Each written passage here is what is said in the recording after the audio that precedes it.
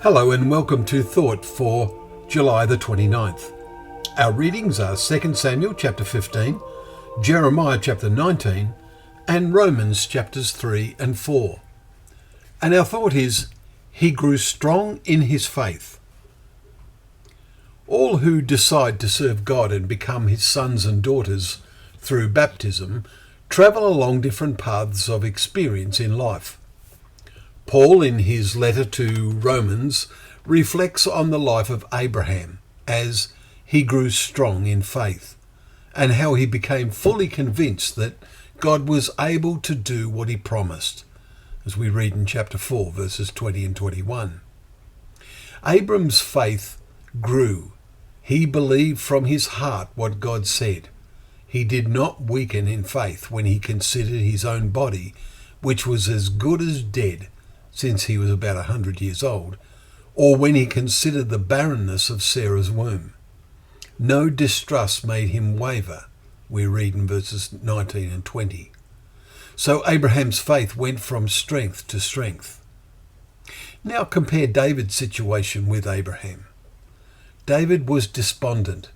He had climbed the pinnacles of faith, but then his life had hit a blind spot in his actions with Bathsheba. God's words bore heavily on his mind. Because you have despised me, I will raise up evil against you out of your own house.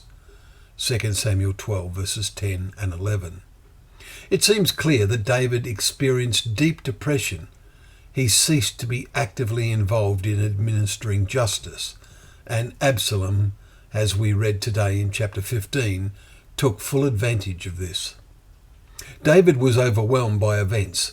His faith had lost its focus, but in his inner being he knew all was in the hands of God, and he clung to that conviction.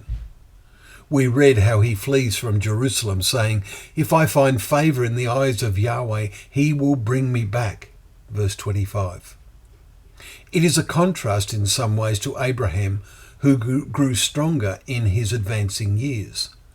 Jeremiah's challenges are different again. Today we read how he is told by God, "Behold, I am bringing such disaster on this place that the ears of everyone who hears of it will tingle." Chapter 19, verse 3.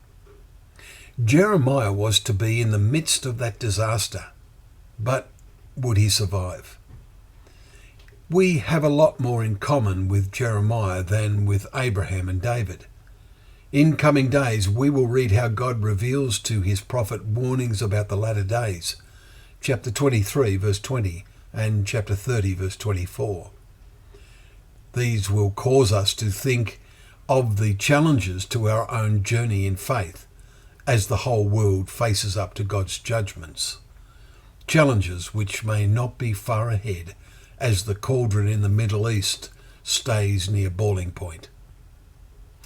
Well, thank you once again for joining us for Thought for the Day, where together we can open up the pages of God's Word, knowing that Word to be a lamp to our feet and a light to our path.